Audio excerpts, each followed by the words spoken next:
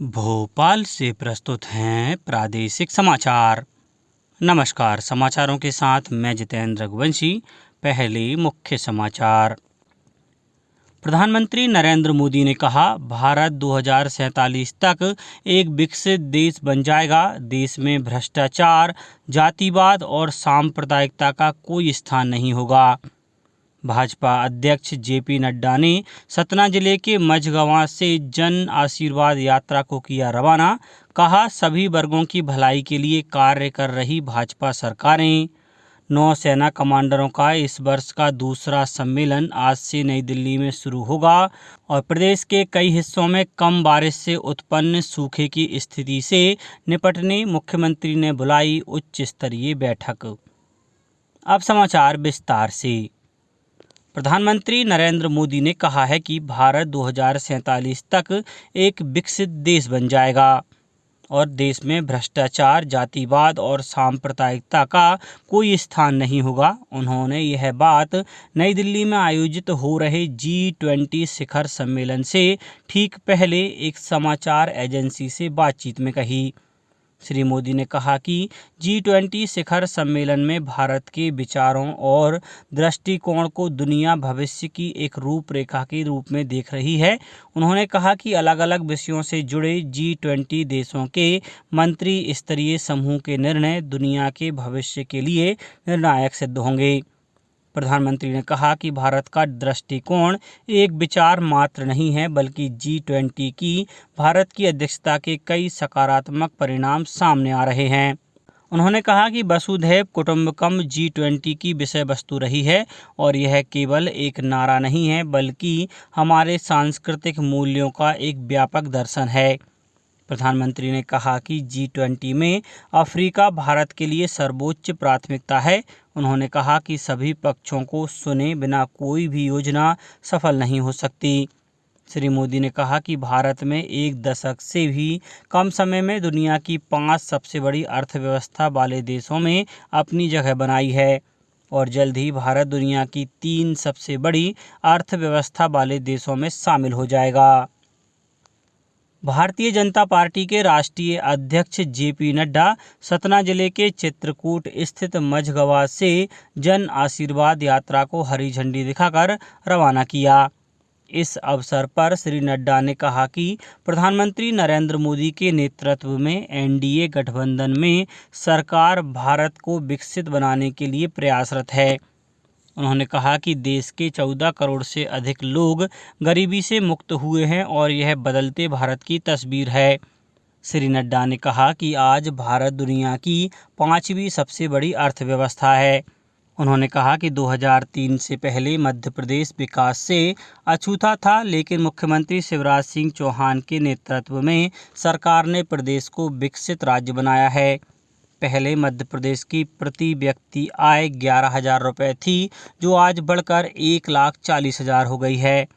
वहीं प्रदेश में 11 लाख किलोमीटर की सड़कों का निर्माण हुआ है। यह प्रदेश स्वच्छता, स्मार्ट सिटी और प्रधानमंत्री स्वामित्व योजना में नंबर 1 है। श्री नड्डा ने पिछली कमलनाथ सरकार की आलोचना करते हुए कहा कि कांग्रेस सरकार में इन कई जनहितैषी योजनाओं को बंद कर दिया गया था। वहीं हमारी सरकार सभी वर्गों की भलाई के लिए काम कर रही है। देश और प्रदेश को संचालित जन कल्याणकारी योजनाओं से लोगों के जीवन में सकारात्मक बदलाव आया है।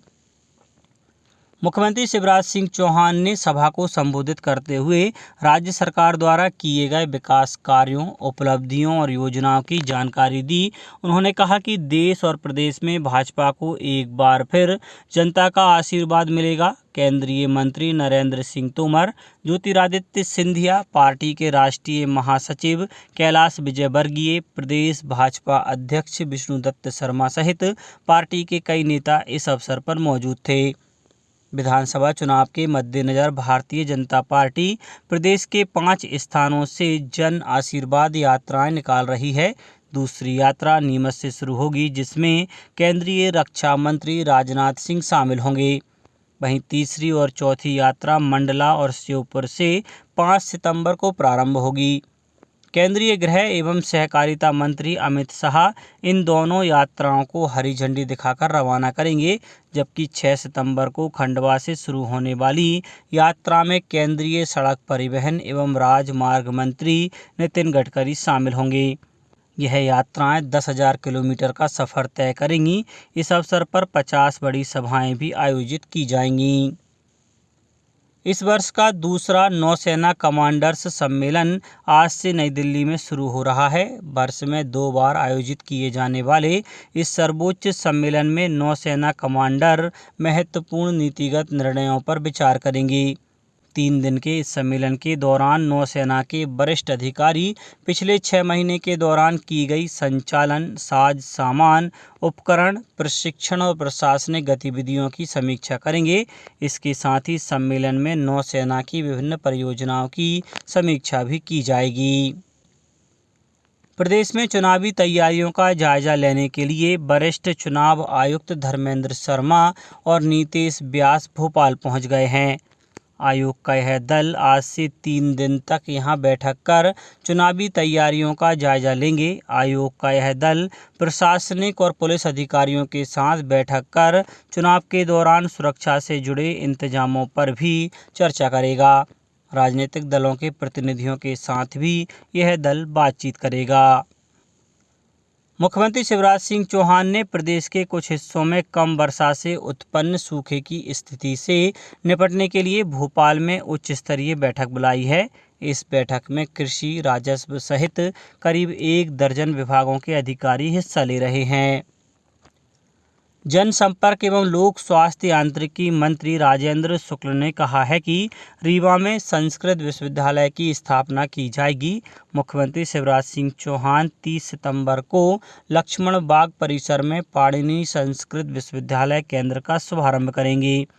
श्री शुक्ल ने रीवा में पत्रकारों से चर्चा करते हुए बताया कि प्रारंभ में 5 पाठ्यक्रम में पढ़ाई शुरू होगी और भविष्य में विश्वविद्यालय के रूप में इसे विकसित किया जाएगा।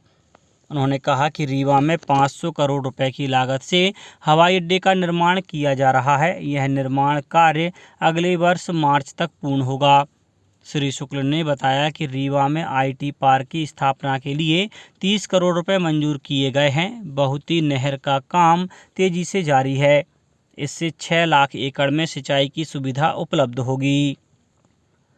राज्य शासन ने बाण सागर बांध परियोजना से पानी के रिसाव को रोकने के लिए राज्य शासन ने 26 करोड़ 62 लाख रुपए की मंजूरी दे दी है। इसके साथ ही अमरपाटन क्षेत्र की 3 सड़कों के निर्माण के लिए करीब 8 करोड़ 58 लाख रुपए की स्वीकृति भी दी गई है। अब कुछ समाचार संक्षेप में। नर्मदापुरम जिले के सिवनी मालवा के भीमराव अंबेडकर सामुदायिक स्वास्थ्य केंद्र में राष्ट्रीय कृमि मुक्ति पर कार्यशाला का आयोजन किया गया। शहडोल जिले में विधानसभा चुनाव की तैयारी जारी है। पुलिस अधिकारियों ने सेक्टर अधिकारियों के साथ बैठक कर उन्हें भ्रमण कर संवेदनशील मतदान केंद्रों को चिन्हित करने के निर्देश दिए हैं। अशोकनगर कलेक्टर एवं जिला निर्वाचन अधिकारी सुभाष कुमार द्विवेदी और पुलिस अधीक्षक अमन सिंह राठौर ने विभिन्न मतदान केंद्रों पर पहुंचकर निरीक्षण किया। कटनी के वृद्धाश्रम में रह रहे बुजुर्गों को आयुष्मान भारत योजना का लाभ दिलाने के उद्देश्य से कलेक्टर अभि प्रसाद के निर्देश पर विशेष शिविर का आयोजन किया गया।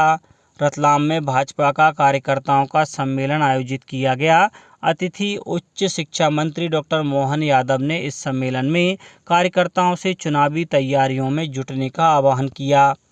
गुना कलेक्टर तरुण राठी की अध्यक्षता में समय सीमा बैठक का आयोजन किया जाएगा। आगरमालवा में विधानसभा चुनाव के लिए जिला एवं विधानसभा स्तरीय मास्टर ट्रेनरों को प्रशिक्षण दिया गया। इसमें चुनाव से जुड़े सभी पहलुओं की जानकारी दी गई। और शिवपुरी जिले में मतदाताओं को जागरूक करने हेतु स्वीप गतिविधियां आयोजित की जा रही हैं। CM राइज स्कूल में नए मतदाताओं को मतदान के प्रति जागरूक किया गया। अंत में मुख्य समाचार एक बार फिर। प्रधानमंत्री नरेंद्र मोदी ने कहा, भारत 2047 तक एक विकसित देश बन जाएगा। देश में भ्रष्टाचार, जातिवाद और सांप्रदायिकता का कोई स्थान नहीं होगा। भाजपा अध्यक्ष जेपी नड्डा ने सतना जिले के मझगवां से जन आशीर्वाद यात्रा को किया रवाना। कहा, सभी वर्गों की भलाई के लिए कार्य कर रही भाजपा सरकारें। नौसेना कमांडरों का इस वर्ष का दूसरा सम्मेलन आज से नई दिल्ली में शुरू होगा और प्रदेश के कई हिस्सों में कम बारिश से उत्पन्न सूखे की स्थिति से निपटने मुख्यमंत्री ने बुलाई उच्च स्तरीय बैठक। आज के इस बुलेटिन में बस इतना ही। नमस्कार।